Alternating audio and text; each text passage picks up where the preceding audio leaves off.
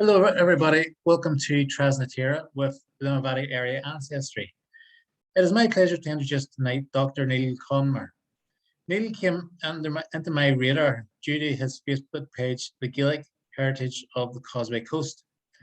This page focuses on an individual townland and sees through its anglicised name into the Gaelic part, and doing so, giving a brilliant explanations and insights.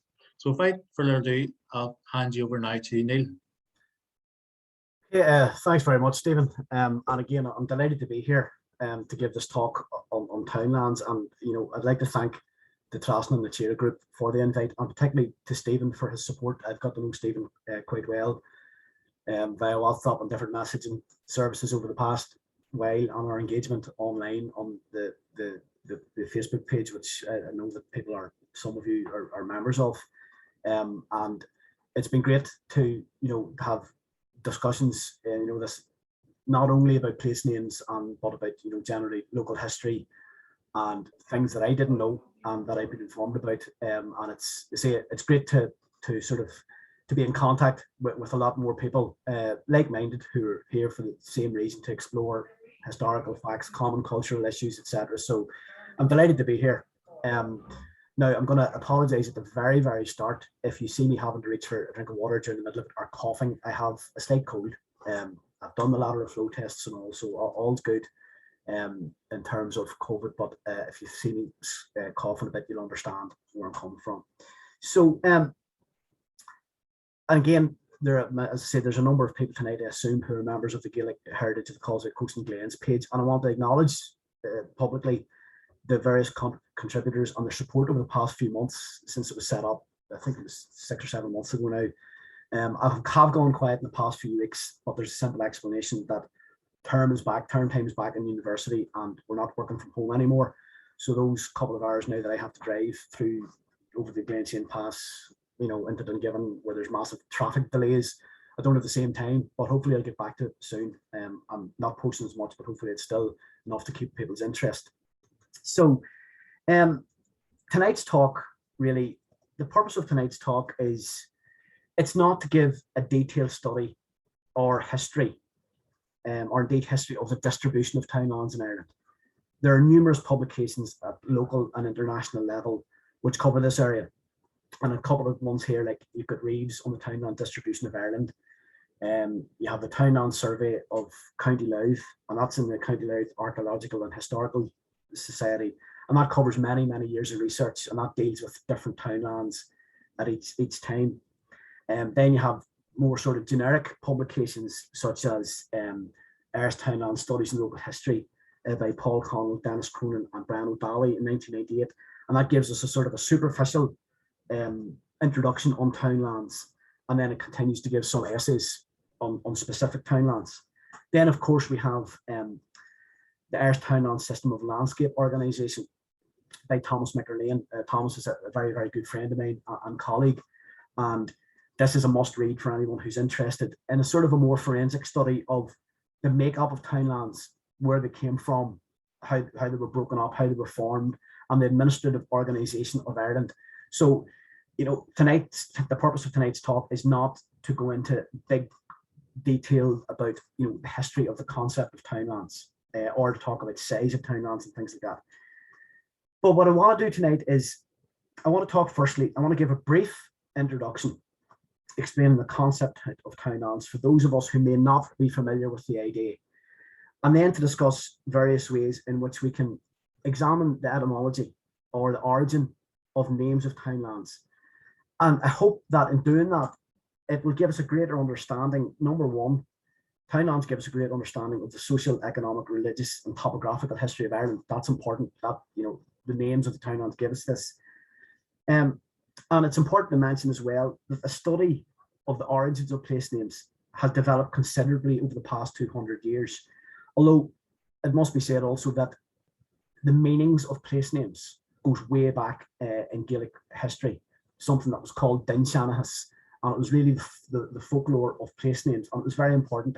If you go back to the early Irish sagas, etc., we think about things like Timeboy Coleraine, the Cavalry of Cooley, and such epic tales. They were used a lot to explain, place names are explained by battles that happened in certain places. A lot of it is pseudo-history, a lot of it is mythology. So the study of place names, which may seem unusual to people not familiar with the history of Ireland or the language of Ireland, the study of place names isn't a new thing. But what I would say is the significance of them. I'm using place names and townlands intermittently here, so you'll understand what I mean. But the study of the meaning, the historical significance of them, isn't a new thing. But what I want to talk about tonight is how that is developed and how that possibly we can develop that a bit more. So, what are townlands? To those of us who don't know, or maybe have a brief idea, those of us in particular who live in rural areas would be more knowledgeable of what a townland is. For example, I live in a place called Glenullen, which is just sort of between Dungiven and Garva, probably going the direction of Coleraine. And Glenullen is made up of, within the parish of Errigal, and it's made up of 12 of the townlands of Errigal, roughly, are in the area which is broadly known as Glenullen. And people in the area still will refer to the townlands. They're still very proud of townlands. But if you go into more urban settings, for example, I'm originally from Newry, and whereas I sort of know what the townlands are in Newry because I've studied them, very few people that live in urban areas recognize them as townlands. They might see them in, names of housing estates. Like the townland I live in I'm from originally was Ballinacraig. So you may have something called Ballinacraig Way or Ballinacraig Manor or something like that, but people don't necessarily recognize that as being the original townland. The concept of a townland as a land division predates the Norman invasion of the 12th century. And now, according to the place names database of 2014, the total number of townlands in Ireland was 61,098. In Ireland, a townland is generally the smallest administrative division of land. And now you do have minor townlands, what are called minor townlands, but in terms of an administrative division, the townland is the smallest. The concept of townlands is based on the Gaelic system of land division. And the first official evidence of the existence of this Gaelic land division can be found in church records from before the 12th century. But it was in the 1600s that they began to be mapped properly. And when I mean mapped, I mean physically mapped. And this was mapped and defined by the English administration for the purpose of confiscation of land and apportioning it to investors, particularly during the different plantations that happened. The term that we use now in English, townland, has its roots in the Old English word tun, T-U-N, for an enclosure. But it must be remembered that the vast majority of townland names in Ireland are of Gaelic origin, and that many of the words within these townland names can denote different forms of land division. So they don't all always describe the same type of land division. And I'm not going to go into the land divisions tonight because that's nearly a study in itself. But if we take, for example, the modern Irish Gaelic version of townland, the translation is Baile Farran. And there are two elements there. We have the word Farran, which can mean, and I've taken these definitions from the Deneen dictionary, but I know that there are broader explanations as well. But Farran can mean a field, a land, or a farm, ground, country, and as land measure, a ploughland. So there's a broad meaning there.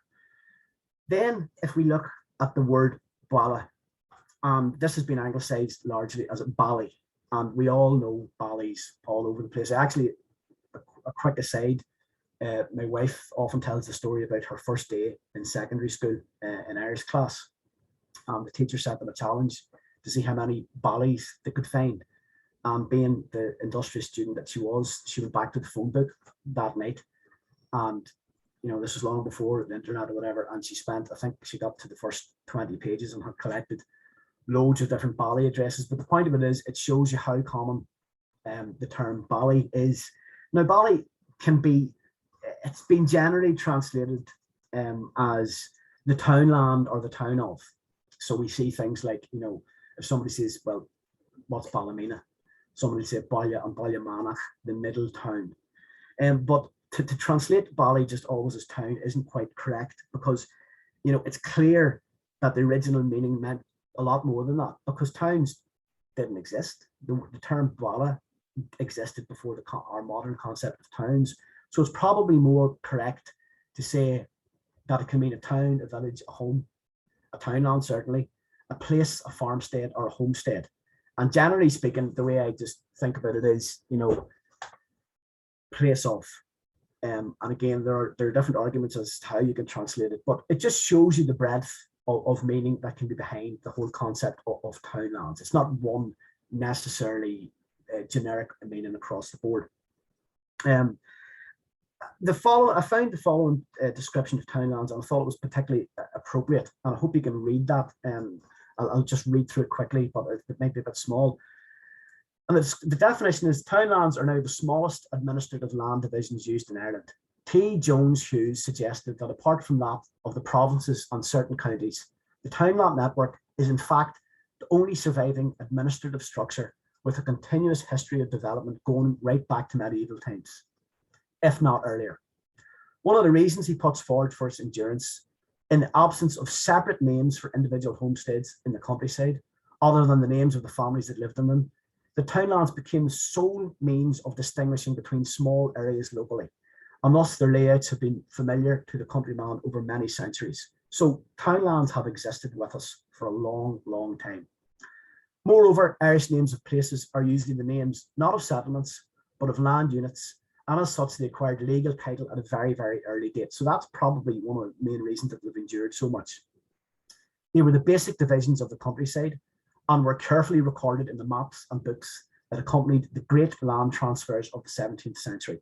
And it's vital that when we think about townlands, and when I speak later about research into place names, the 17th century is key, because it's from the 17th century maps. Now there are ecclesiastical records before that mention townlands and land divisions, but it really is the mapping that happened in the 17th century, late 16th, early 17th century, that we find the townlands becoming a big thing, and we realise their importance at an administrative level. The names, for the most part, are easily recognisable in those of the modern townlands appearing in the Ordnance Survey maps, and it's amazing. Cartography always fascinates me when you go back and see the accuracy of maps that were drawn 300-400 years ago, long before we had drone technology or Google Earth. People's ability to map the land was fascinating. Incidentally, and I mentioned this to Stephen earlier on, if there are any sources that I quote that people want copies of, I'm more than happy to make those available either through the chat or via email or whatever it may be. So another thing that probably worth mentioning is that I'm trying to follow my script here. Yeah.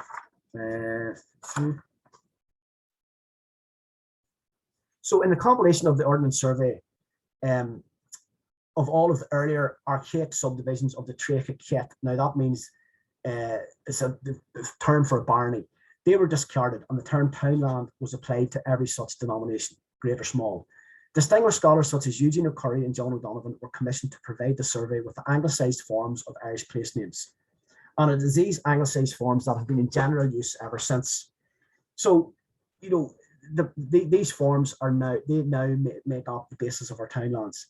It will be seen, therefore, that many of the old land units that figured in the surveys and land transfers of earlier times have crystallised as townlands in modern maps. There are upwards of 60,000 townlands in Ireland. So it's important that we realise that the townlands that we have at the minute, previously they may have been different. There may have been different land divisions within that, and it's important to remember that. And I know we can talk back to the idea of a Beatty or Ballybow, but as I say, the purpose of tonight is not to go into detail about that. That would be a talk in itself, and there are people sort of much better qualified to talk about that than I am. My main interest is the sort of derivation and how to go about finding out what these mean. As I've mentioned, that study of how townlands developed, that study in itself. But the main purpose of this talk is to show how to undertake research into discovering the meanings of townland names. This is in itself, to me, is key to understanding the history of a given townland, sometimes a social history, its geographical features, a family history, and often a religious history, and certainly a linguistic history. And I'm aware that there's a related branch of Townland research which examines population shifts, emigration, census reports, social trends, land and boundary transfer within townlands, and that did happen. You know, townlands moving from maybe one parish to another. Again, that's all fascinating. It's all very, very important part of the whole idea of townlands. But this is not my intention this evening. I want to talk about the actual names. The next bit that I'm going to talk to you about, and I'm going to read to you, is from the introduction. And I don't know if you can see this here. This is a book. This is the Place Names of Northern Ireland series, Volume 8, County Fermanagh. Now, anybody who isn't aware of these series of books, these were books that were commissioned a number of years ago by the Northern Ireland Place Names Department, which is based in Queens, which to me is the ultimate source of information about the townland divisions, etc., but also about the methodology that you go towards to actually studying, the basis of townlands. And I'm going to give you a brief description of the methodology that is used in townland research and place name research before I move on to show you some new ideas that I have on how we can develop those. So, knowledge of Irish place names was of very practical importance during the English conquest and exploration of Ireland in the 16th century. Recurring elements in place names were noted by surveyors, and a table giving a few English equivalents appears in some maps of the period. There was concern that Irish names were considered uncouth and unintelligible. William Petty, who was the great 17th century surveyor and mapmaker, commented that it would not be amiss if the significant part of the Irish names were interpreted, where they are not nor cannot be abolished. So his idea at the time, I think the early, particularly during the early sort of land confiscations and the redistribution of land, there was an acceptance that there was no point in actually trying to change the names of places that have been in existence for a long time. So it would be better off to actually try and standardize them and understand what they mean to give people an idea.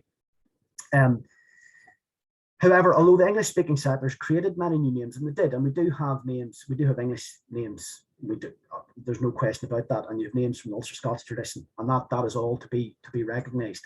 But they didn't usually change the name of lands that they were granted, and the names of the land units have remained as they were, but albeit in an anglicised form, and that's the challenge, I suppose, for townland research and for place name research, that it's how do we unlock the anglicised forms, and what does that tell us when we do that? Interest in the meaning of Irish place names developed further towards the end of the 18th century. And the contributors to William Shaw Mason's parochial survey of Ireland often included a table which explained local townland names. And this aspect was retained in the statistical reports compiled by the officers of the Royal Engineers on the parishes they surveyed for the first 6-inch survey of Ireland in the early 1830s. And this is a key point, and this is really the first time that we find an interest in trying to actually explain what the meanings were. Information on the spelling of place names for the maps was collected in name books, and the Ordinance Survey was concerned to find that a variety of anglicised spellings were in use for many place names. So this was the idea of standardising, and again, that's another it's not a totally different area of study, but it's important to see how the anglicisation process happened. The superintendent, Thomas Larkham, decided that the maps should use the anglicised spellings that most accurately represented the original Irish. And this was very, very important. Without that, place name research would be quite difficult today, because anglicised forms and how people are render something that they hear can be very, very different depending on the listener and depending on the person who's transcribing the name. So he employed an Irish scholar, John O'Donovan, and O'Donovan is key to this. There are two figures I'm going to talk about. O'Donovan's the first one, and he was to comment on the name books, and I'll show you an example of the name books later, and to recommend standard forms of names. O'Donovan was sent to areas being surveyed to talk to local inhabitants, and that's still done, where possible, to find Irish speakers. And you have to remember that, until pre-famine, you were finding native speakers. And if we talk about, obviously the strong Gaeltacht there is still on the west coast of Ireland and in other areas. But there were Gaelic speakers and there were native speakers in every county in Ireland pre-famine, and a lot more than is considered, than it would be. More information is coming to light that the language actually was a lot stronger than people had previously thought. O'Donovan was sent to areas, as I said, where possible Irish speakers to find out Irish forms. These forms were entered into the name books, but they actually weren't intended for publication, but some still do exist. In 1855, a reader of the Ulster Journal of Archaeology, calling himself De Campo, asked that a list of all the townlands should be given in their Irish and English nomenclature with an explanation of their Irish names. So the importance was seen then. Meanwhile, William Reeves, later a Church of Ireland Bishop of Conradh, had decided to complete what he called a monster index of all Irish townlands, which would eventually include the etymology of the names, were attainable. Reeves' project was cited favourably by William Donnelly, the Register General, in his introduction to the first topographical index to the Census of Ireland. And he said, it would greatly increase the value of a publication of this nature if it was accompanied by a glossary or explanation of the names on an account of their origin. So the interest in place names and the interest in the information that they held isn't a new thing. It has been here for a long, long time. And anybody who's into place name study, as I am, you quickly become an addict for various reasons. However, and this is the second key person that I want to talk about, it was left to another scholar called P.W. Joyce, Patrick Weston Joyce, who amongst other things was a music collector. He was one of the first music collectors who actually collected songs and music and put them together, notes and songs from the Gaelic tradition. But he published the first major work dealing exclusively with the interpretation of Irish place names. And without this, we would be in trouble. Considerable trouble. In the first chapter, he acknowledges his debt to both O'Donovan and Reeves. And at this period, the progress made by Irish place name scholarship was envied in England. The high standard of Joyce's work made him an authority, and he's an authority to the present day. But one of the problems is, and again, this is coming from the methodology within the place names research. One of the problems is that we have a tendency now, a lot of the modern work still goes back to Joyce and doesn't, and I'm not talking about the work of place names ANI, because it's extremely forensic and the methodology there is excellent, and we'll talk about that in a minute. But a lot of other work, and I hate that we use the word amateur work because I don't mean that in a derogatory way, but a lot of the work and the selection and arrangement of names discussed by Joyce ignores some of the advancement in place name scholarship over the past 100 years. And I have to mention Deirdre Flanagan, who was the brains behind what is now place names ANI within Queen's. There were a few other publications after that. Joseph Leeds' Post Comhaltas, which was published in 1905, provided an Irish language form for modern towns, modern post towns, districts and counties. And research on place names found in early Irish texts, and this is important as well, resulted in Edmund Hogan's Onomasticum Gaeilgeicum, which was published in 1910.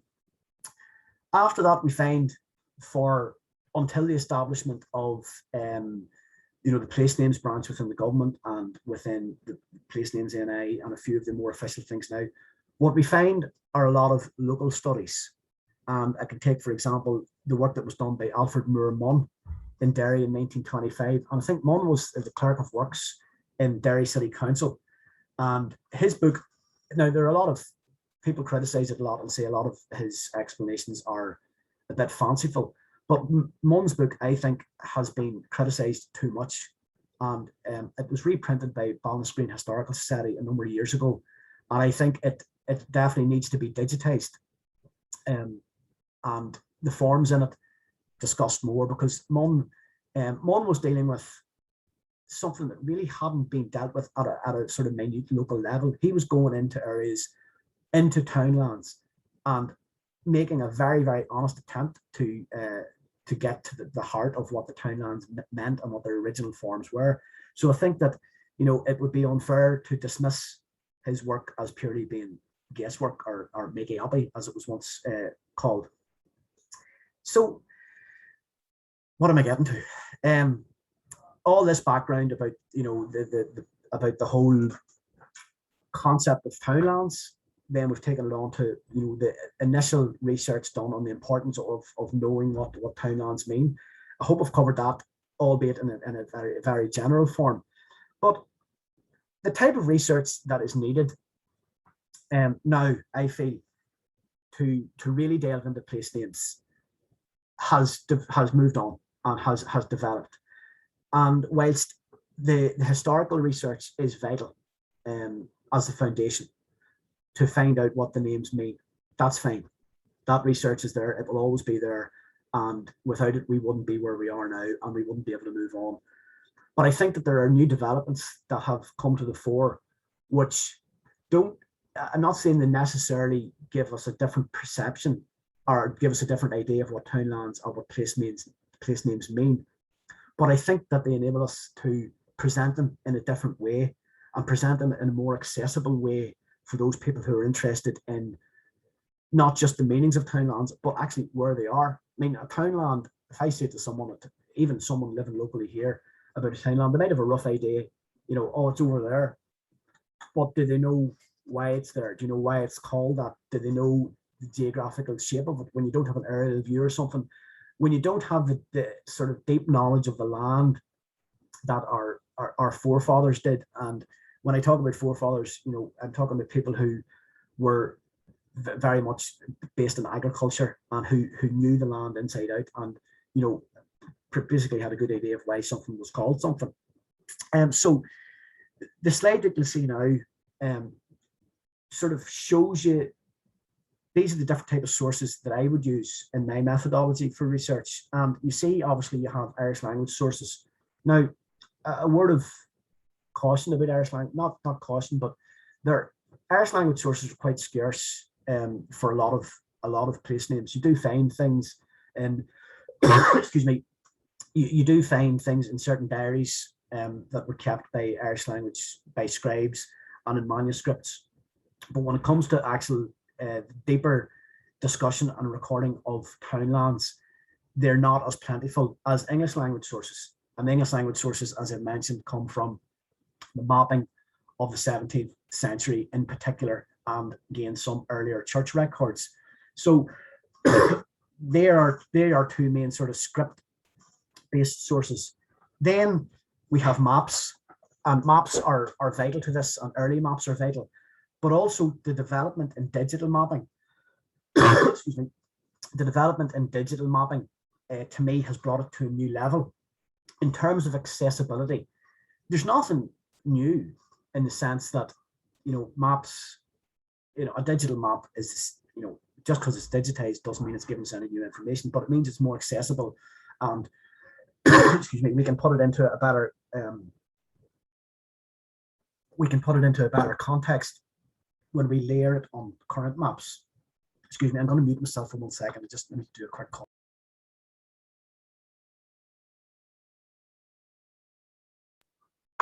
Apologies. Then, obviously, the Ordinance Survey is vital, because during the Ordinance Survey we had discussions about areas and people talking about the type of agriculture that was in an area, and that can help us a lot. And then we also have, I've mentioned here, a thing called EDL. And EDL is the Electronic Dictionary of the Irish Language, and it helps us with some of the more difficult forms that maybe come from an older form of the language. And that wasn't necessarily available to scholars of language. It was available in printed form, but it was very difficult to access. Now we have that online, and we can easily access this. So all these new sources put together make, in my opinion, the idea of place name study much easier and much more accessible.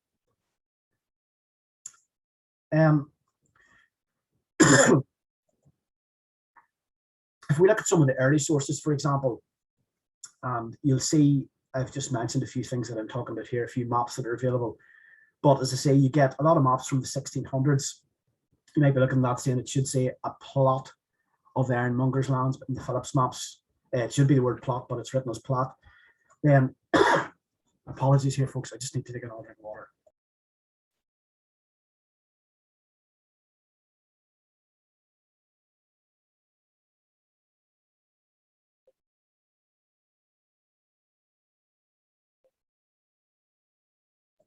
Okay, so I think I'm settled now. Apologies for interrupting my talk by you hearing me coughing. That's probably not what you signed up for tonight. But you'll see that in the 1600s we have the maps, and then we have the Census of Ireland. What is unusual about our sources is that there's a scarcity of sources from the 1700s. And a large reason for this is that there was a fire in the Four Courts in Dublin in 1922. That's one of the reasons. And a lot of the sources that were stored in the particular that were damaged in the fire, and they particularly pertained to the 1700s. So there isn't a whole lot, there's not as much there. And then of course we move on to the mid 1800s, 1830s, and we have the Ordinance Survey and name books. So what is this bringing us to? And again, there's just a picture of one of the maps, and you'll see that, you know, you get a quite fair bit of detail there. I'm somewhere up around here. If you see County Coleraine, you got Glanconkyne, Slue Gallon, Sleeve Gallon, things like that. So, you know, the early maps do give us a lot of very, very important information. And again, I'm happy to make this presentation available to people if they think it's of any use, or you want to copy any of the images, that's all fine. Then again, you have the census of 1659, and this is the parish of Dunbow, which is near Coleraine. And, you know, the list of names there and the spellings there aren't a million miles away from the current spelling. In fact, in a lot of cases, they're practically identical. Then just a wee example of the Ordnance Survey name books. And this is the type, now this is obviously typed up from a handwritten source, but you'll see the type of information that O'Donovan was collecting during the Ordnance Survey. So you have Agivy, which is a small townland along the banks of the Ban near Coleraine. And you see that he's actually attempting to give a meaning of it. So Geva, Wintry Ford, Gevu, ford of the River Givy. It turns out it probably means Geva, the ford of the fetters. But it shows you that an attempt was being made, and all these sources are invaluable when we put it all together. So how was it put all together? And the methodology that is employed was to gather the early spellings of each name from a variety of historical records written mainly in Irish, Latin, and English, to arrange them in chronological order, and then, with due weight being given to those which are demonstrably the oldest and most accurate, provide the evidence necessary for deducing the etymology. And I'm going to give you an early example of this, because this is actually a source or a book that doesn't get, when I say it doesn't get the credit, it's long out of print, and I'm not sure how many copies were printed, but in the 1950s, the Reverend Bernard J. Mooney put together a small booklet called The Place Names of Restrever. Restrever, for those of you who aren't aware, is just sort of outside Warren Point on the east coast, and it's sort of where the lower Mournes come to an end.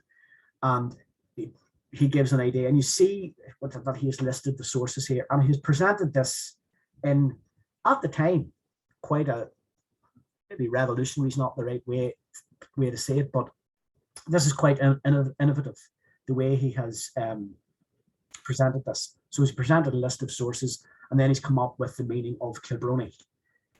Move this on probably about 40 years, and you see that the same approach is being used in the place names of Northern Ireland. And again, there's a link there that you can click into this pretty easily. But you see that there are a lot more sources available, and that, you know, sources are more accessible. Sources have been digitized. Libraries have become more accessible. More people are getting interested in the area, and also more people are working on the project. You know, if you think about the Northern Ireland Place Names Project, at one stage had quite a few employees, and they were able to sort of put their shoulder to the wheel, as it were, and pool their resources, but they're still using the same approach. And this approach was invaluable. This approach revolutionized, in my mind, place name study. And to me, the work presented by the Northern Ireland Place Names Project is a lot more detailed than its counterpart in the south, Logonium, Punk-ie. Logonium means another word for place name.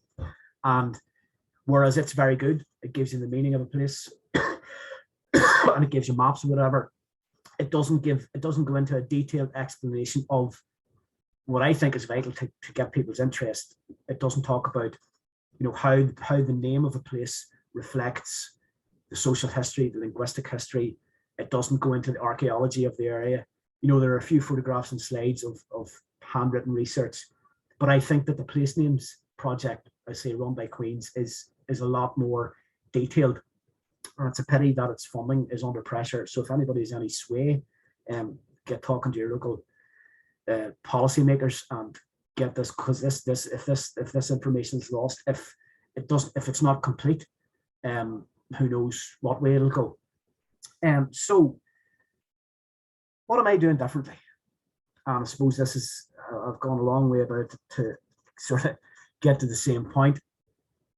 I'm going to give you an example here of a slightly different approach that I am taking. And when I say slightly different, I'm not saying that I'm the only person to do this. I'm certainly not. But I'd just like to give an idea to people, if you want to undertake place name research, that it is accessible and that it's something that everyone who is interested in can do it. Now, for those of you who don't speak Irish, don't panic. Irish is absolutely, it's a vital component, but it doesn't preclude people from getting involved and doing their own bit of research, because the sources are pretty much there. If you go on to Place Names NI, for example, if you have a townland, if you live in a certain townland, or indeed logonionpunk.ie, or sorry, punk.ie, if you go into that, you'll get a pretty good idea of what it means, and its original Irish version, the original Gaelic form of the name, and what it means. That's accessible. That research has, for the most part, for the vast majority of time, well, I'll say the vast majority, I'm not sure the exact figure, but for a considerable number of townlands have been done. And if you go onto the Place Names website, and we're using this example, this is a small townland, again, outside Coleraine, called Uladh. Now, to look at that initially, you look up and go, okay, that's fair enough. You put it into the database and it comes up, and you see the sources, the source work has been done, the research has been done into the sources, and you see the different places that it has appeared.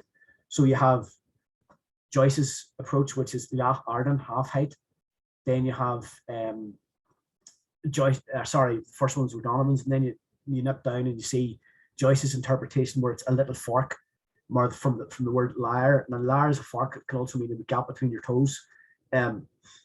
So there's differences there. And then you see at the end 2002 a half height. Now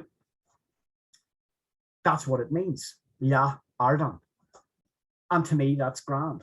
But how do you present that to someone who doesn't know what half height is?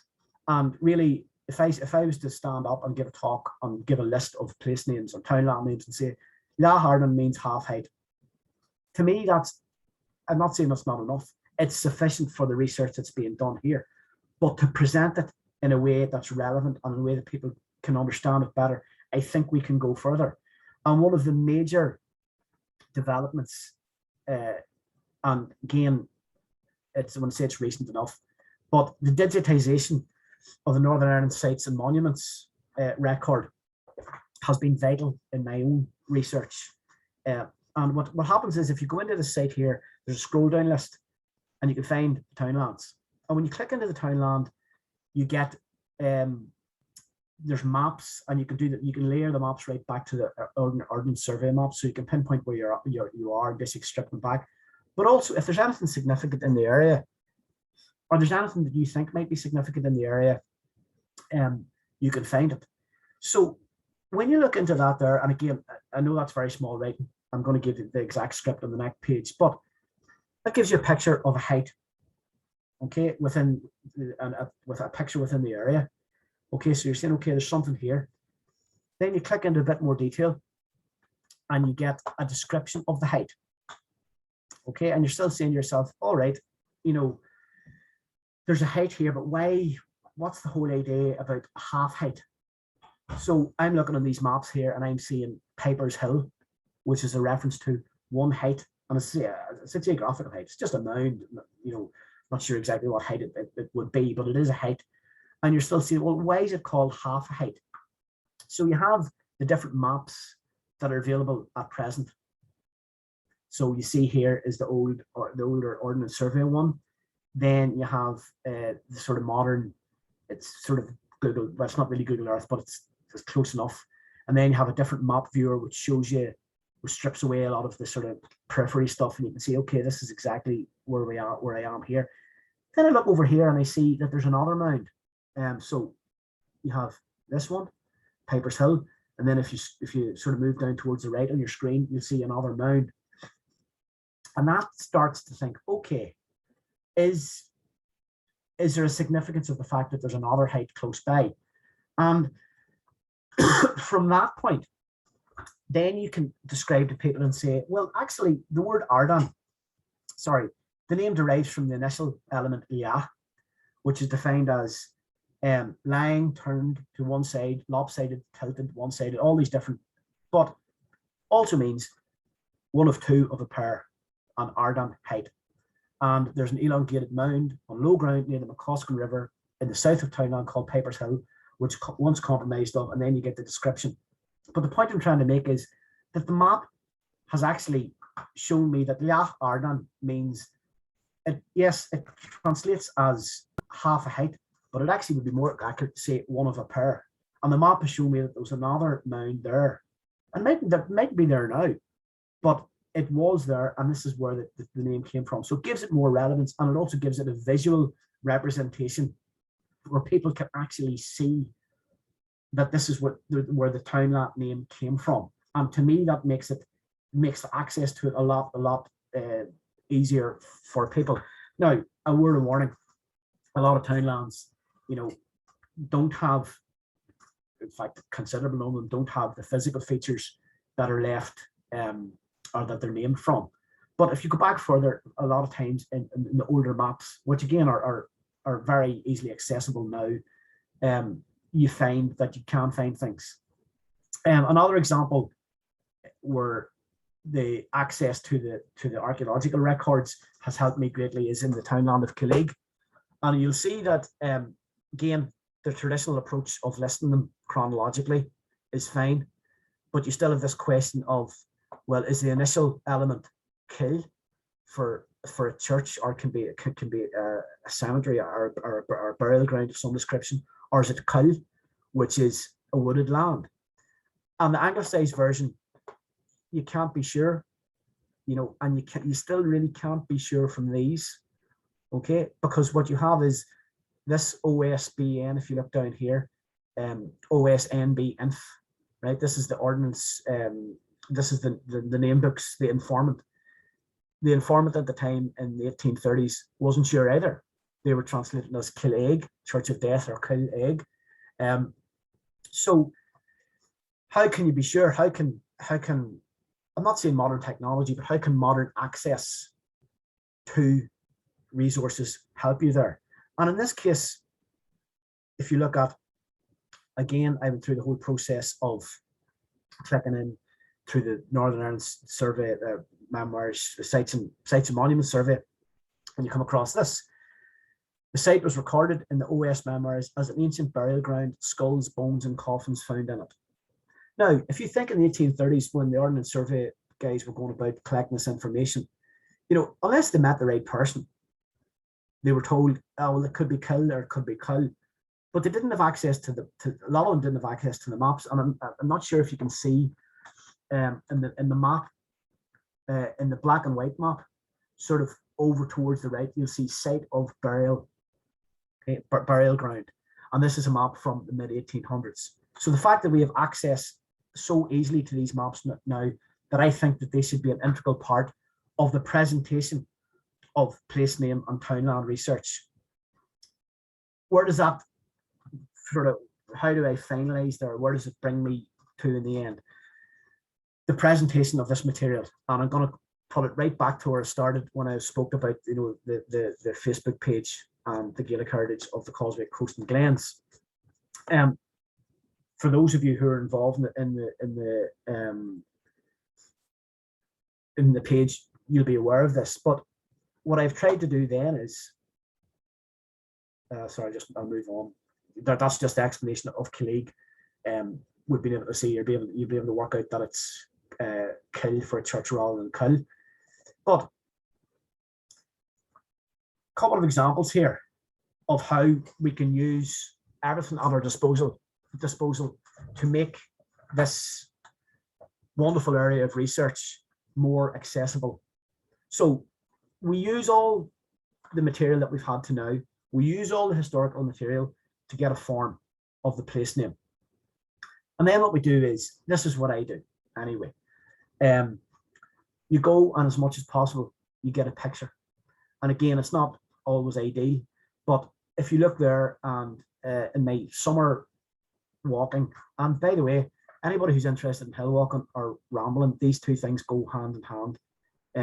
It's almost like a sort of it's like a mini adventure when you go out to try and find a feature in place names. I did one recently where it was a very old, came across an old reference in a map from the 1800s to a place called Uladh. It's not on the maps now at all, but Gary means a grove or a garden, and Linus is a corruption of the word Liani, or Linid for children. And it turns out that this was a burial ground for children that had died before they were baptized. And I had a rough idea where it was, but I could never find it because there's no markers there. And it wasn't until I spoke to someone, I knew it was beside a river, but it wasn't until I spoke to someone at a local level when I was out walking that I realized that the river had been redirected over the past maybe 30 or 40 years. So once that sort of engagement with local people, which is vitally important as well, and local knowledge is important. Never dismiss local knowledge. But I was able to discover the place, and again, it matched exactly the description in the Ordinance Survey memoirs. Anyway, I digress. Presenting the material in a new form, and to me, I try to present this material in a non-academic way, and I don't mean that in a sense that I don't think people can deal with academia. Of course they can. If I can, anybody can, believe me. But if you're presenting something that you want to get people interested in, and you want to get them to engage with, and you want to get them to automatically see, this is relevant, you have to have, I feel, a pictorial form with Townlands in particular. So for example, when I was Port Ballantrae, anybody who's aware of it, great place to walk.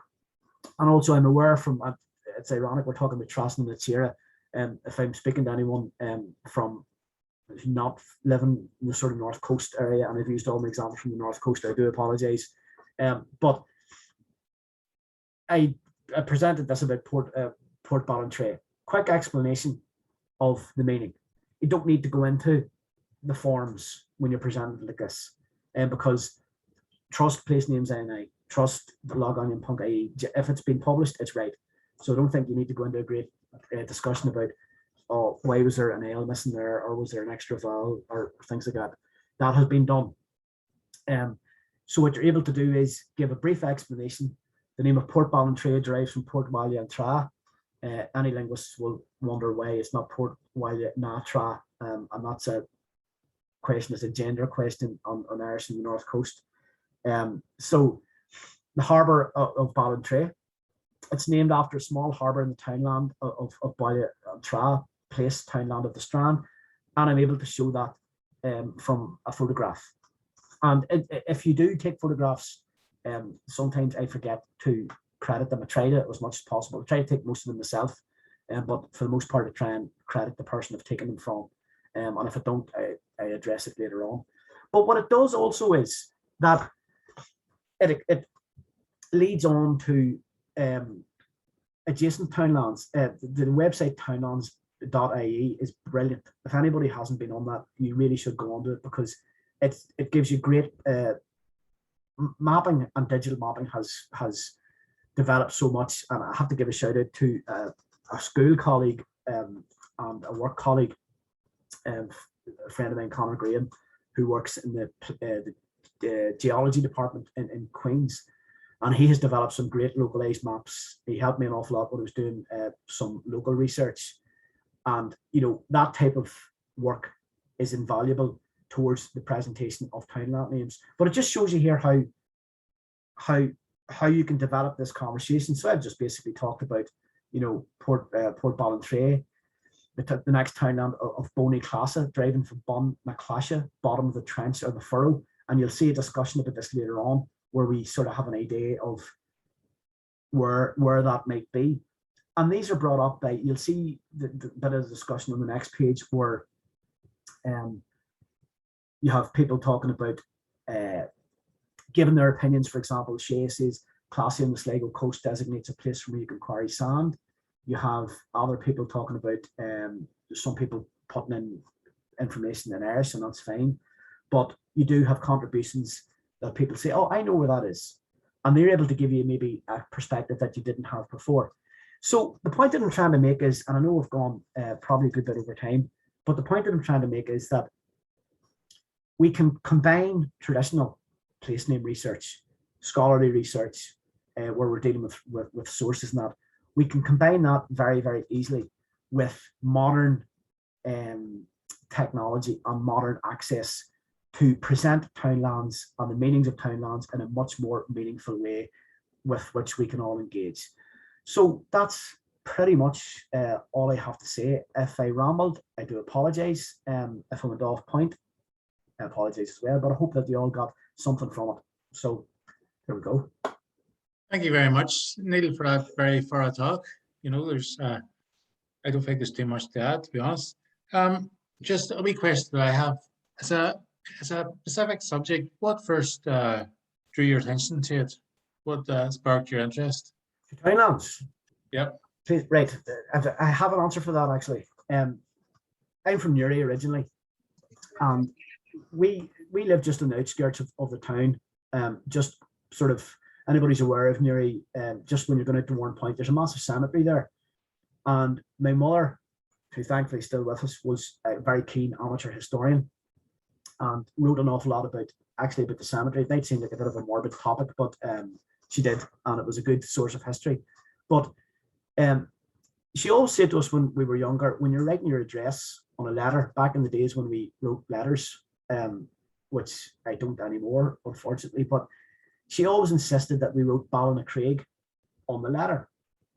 And I remember thinking to myself, why? And we were writing it. At the time I wasn't brought up speaking Irish. I mean, I was aware that my parents both were good at Irish, and we certainly were involved at school or whatever. But it wasn't until sort of in the mid to late teens that I started to get really into the language. And I remember saying to myself one day, I wonder what Ballina means, and finding out that it means Ballynagrag, the place of the townland of the rocks. And looking up around me behind the house, and basically all the quarries that are on either side of Newry, and thinking to myself, that's exactly what this is named after, the stones and the rocks after it. And that sort of piqued my interest. And then I sort of went on and I had a passing interest. And I remember speaking to my grandfather, for example, from Galway originally, and he used to talk about a field that they had at the farm in Galway, and they called it Lar Shonny. And that was Lar, like sort of place, or Lahar, and Shonach is the word for a fox. And basically he would say that's where the fox used to be. And then I started, so as I got older and started to think about these things, I thought, God, there's something here. And I remember getting my hands on a wonderful book by Pat McKay. Pat's a fabulous place name scholar from Antrim. And he wrote a book called The Dictionary of Ulster Place Names. And at this time, I was in the early career as a teacher. I was teaching in Dungannon. And I remember this book, just reading it, and thinking, this is wonderful. I'm thinking, this is something that I actually would like to get into in more detail. And then, as I say, it developed from that. And I suppose hill walking played a big part in it. I'm a very keen hill walker. And, being when you're out sort of walking, whether it be in the mornings or whatever, and somebody says to you, what does that mean? And you don't have the answer. There's an awful sinking feeling, if you're sitting saying, I'm supposed to know about this stuff. But it has been, and I don't like to use the word obsession, but whenever I've now banned, when we're out on family trips in the car, when my wife and children say, no, we don't want to know what that road sign means, it's okay, you can tell us again. But it has been, now also from a linguistic point of view, I find it fascinating as well, but I'm not bore people into the sort of what place names does, gives you a linguistic history, But there's another point that I want to make, and I think I should mention this. Place names is the key to, is a key into the language, which people may not have, and without, and I'm not going to go into any politics or anything like that there, but for a lot of people it's a safe zone, because they're all around us. It shows you that the language is visible. It's still here. It didn't go away. And yeah, it may have, the flame may have flickered and nearly gone out, but the fact that it's still here, alive in our place names, every time we utter a townland name that comes from, its origin is an Irish, that it's still there. So I don't know if that answers your question or just goes around in circles. It does. You went in a few circles there, but you're right. You've provided a few sources there. Martin Costello asks, what do you think of townlands.ie as a resource? I think it's very good, Martin. It's, to me, the thing I like about it is that it gives a very sort of, now the interface maybe could be worked on, and some of the explanations, I think that some of the explanations of the townland names seem to be, some of them may be taken from not dodgy resources. I don't mean that at all, because I know that when people do post-op meanings, they don't just say, I'm just going to fire something in. But some of the sources, for example, if you like, I'm quite a fan of Wikipedia, but at times, people who write an entry for a place or a time, they don't really think too much about the Irish language version. They don't spend a lot of time researching it. But I think as a resource, it's good. The other thing that townlands.ie does is that it gives a very, very good, geographical context. So when you look at a townland, it lists below it the names of neighbouring townlands, etc., which is really, really good for me, because a lot of the times with townlands, you find that the names are interconnected. For example, where I live, you have Ballintemple, which translates as church town. Then beside that, you have Farrantemple, which is the land of the church, and that was land that was used to supply the church. And then as you go around in the circle, you have another townland beside it called Mahary Moor, which means the big plain. And Mahary was also used as land to support an ecclesiastical setup. So there's a lot of there's geographical mapping going on here as well, and historical mapping. So yeah, I think townlands.ie is a good resource. Yeah. A lot of positive comments there, Niall.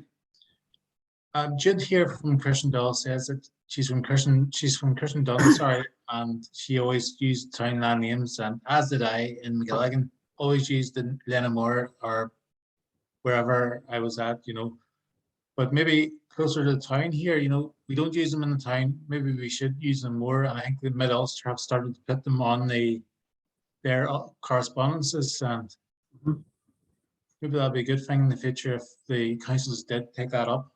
Yeah, it's a good thing, but I think that if they are going to do it, that there has to be, they do have to.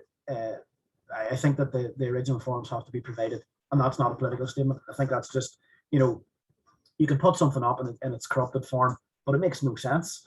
And to me, it'd be much more interesting. Yes, okay, put up the recognised form, but put up underneath it, put up the form, and that piques people's interest, and that the people start to investigate a bit more and think, there is something to this. This name, names hold so much information. When you have family names, for example, and I remember giving a talk once about family names in the townlands of the Barony of Coleraine, and you'd be amazed at the hidden family names. For example, you'll see places like Ballycahan, which is Ballycahan, the place of the O'Kanes. So that shows you. Excuse me, Stephen. I'm going to mute for 1 second to get a drink of water. Yeah, go ahead. If you want to take the reins for a second. Go ahead.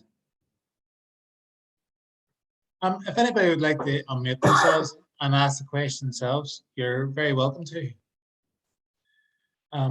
Lindy Linney says, thank you very much, and she wishes everybody would take place name study as serious as you do. Locals may be interested, but officials just aren't. Niall McSperrin, he says, can you rely on O'Donnell for his record? My ancestors are meant to have a town stand named after him in Fermanagh.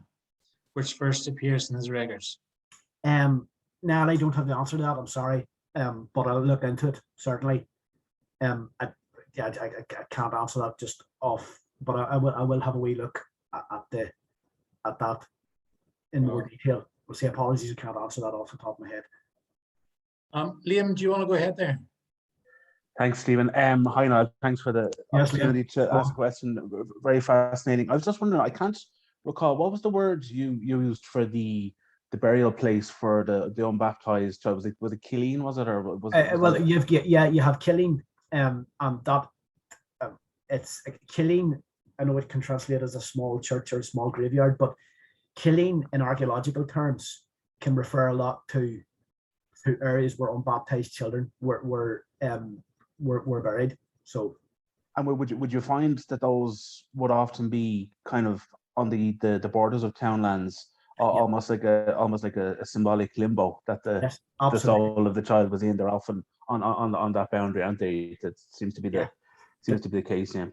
Beside rivers, the one that I found in particular was beside a river, and I've seen a few other ones. And rivers are often the boundaries of townlands. I like that idea of the limbo a limbo. I think it's an unfortunate description of it, but it's very apt, and I think it works. But the idea of them being on the periphery, on the outside, it's also the idea of we have in a lot of modern graveyards where you see where there are areas where the children were buried outside consecrated ground, and that has now been consecrated since the ridiculous idea that children couldn't be buried has been removed. Very tragic. Yeah, it's a good point. Yeah, I like the idea that it's on the borders. I have found that. Thank you. Thank you very much, Liam. Connie, do you want to come on there?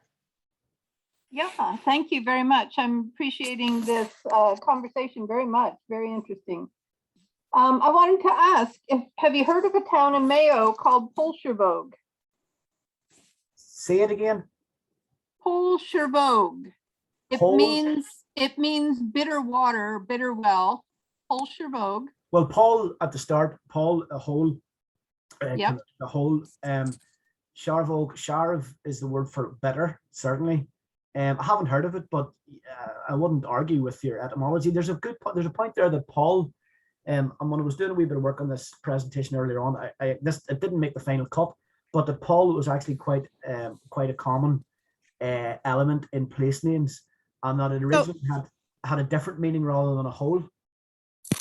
It ended up translating into English as Sweetwell, and I was very curious about why bitter water or bitter hole would turn into Sweetwell. I think it's a case that if you have the word Sharavog, I need to check a dictionary for that, but I wonder, is it maybe just to do with taste? I would need to look into that one again. I'm going to write that one down because I haven't heard that one ever before, and I think that's a wonderful one. Paul Sharavog. Okay. Polshervogue. It's outside of Swinford. Okay, I'll have a look at that. Thank you. No problem. Thank you, Connie. Jude, do you want to ask a question there? Yes, thanks. And thanks, Niall. I find your posts very useful. I do some tour guiding up home, so it's very useful to hear some of the background. You were saying there about the kiln.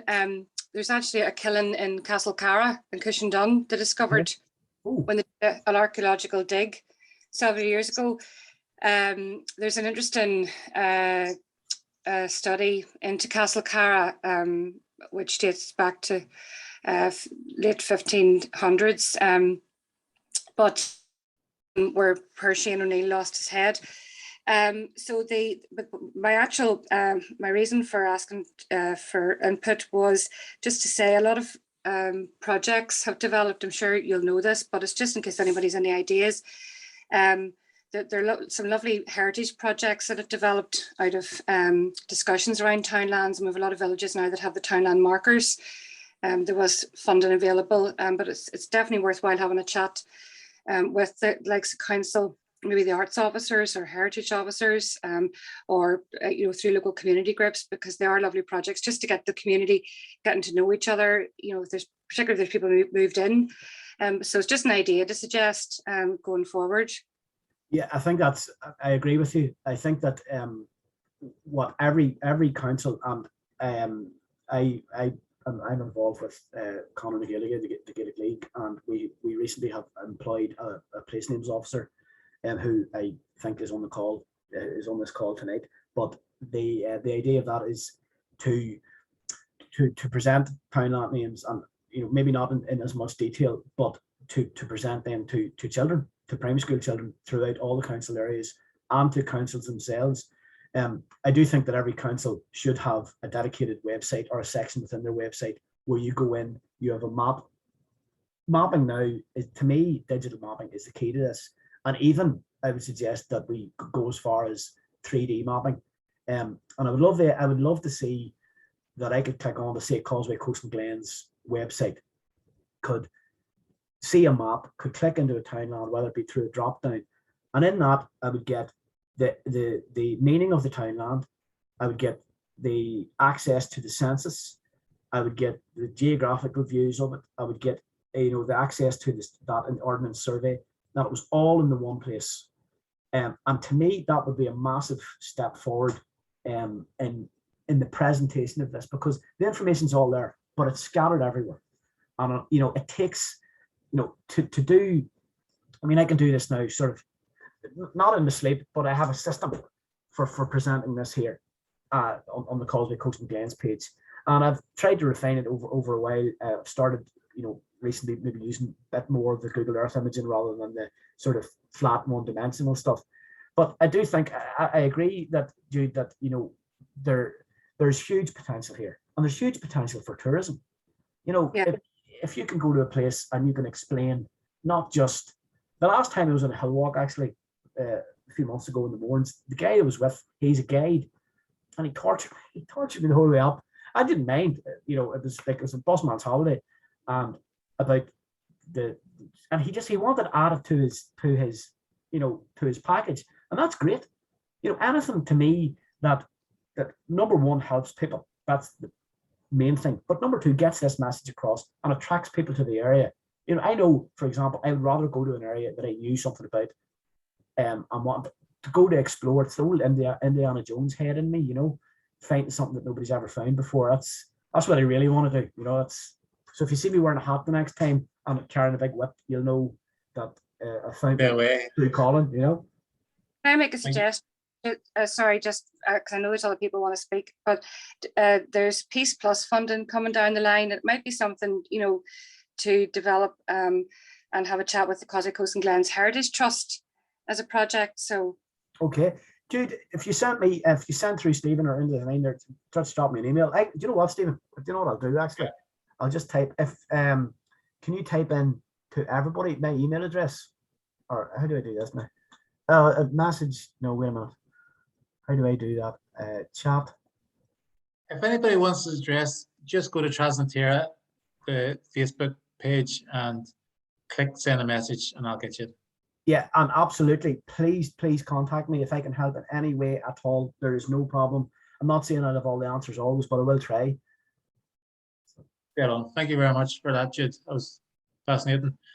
Owen, you have a question there, raise hand. Do you want to come on in? You might have answered the first part. Well, firstly, well done. It was great. Secondly, you might have answered the first part.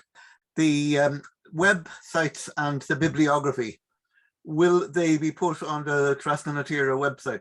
Yeah, I can do that. That's not a problem. Yep. And secondly, the one bit that's missing from all Townland and in all place names database is what's the name of the townland? I don't mean how is it pronounced. Sorry, how is it spelled? I mean, how is it pronounced? You've got Balla in Mayo, which is Bal. Yeah. You have Castle Bellingham in Louth, which is actually Belgium. Yeah. Much to the confusion of people who don't come from Belgium. Yeah. Great if you had the pronunciation of the town and townland and place on those databases. But I think I'm nuts when I'm asking for it. You're absolutely right, Owen. And I'll give you a perfect example of how that is vital. If you go into, if you go into to research something purely text-based, and an example that I have, there was a townland outside Coleraine, and when I looked at it, it was to me foreign Leicester. So the word foreign was fair enough. I knew that was sort of mental land or land for the church. And Leicester, there was part of me thinking, you know, it was different versions of it. And then when I spoke to someone local, says, no, it's foreign Leicester. And straight away, you know, you get that different pronunciation. Now, there's still an argument as to what Leicester is. Is it La Cheshrach, which is sort of a half a Cheshrach land, or is it Leicester, which is a word for a vessel? But the point of it is that if I hadn't heard that, I would have gone on ahead just, you know, thinking something different. And there are loads of examples of that everywhere. And you're absolutely right. There's no reason with modern technology, if you go on to the new Irish dictionaries online, folklore.ie, where you have every word pronounced in 3 dialects. So there's no reason whatsoever where you couldn't record local pronunciation. I agree 100% with that. Yeah, well, thank you very much, Owen, for that. Now, I think we'll leave you there. I know you've got a cold there, you know, and I don't want to really take up any more of your I have to time. find hot. Get hot whiskey now. That could solve the Not problem. working in the garden, no. No, I'm all right tomorrow. No driving. Well, here, thank you very much for coming on Trasnatira and Limavady Area Ancestry. It's very good of you to make the time, you know. And from everybody here, I want to thank you very much. And to everybody who came on to the call, thank you for coming on and giving us your time. Okay, Thanks, Niall. Thanks, Stephen. very Thank much. you. All right. Good night. All the best. Just end the recording.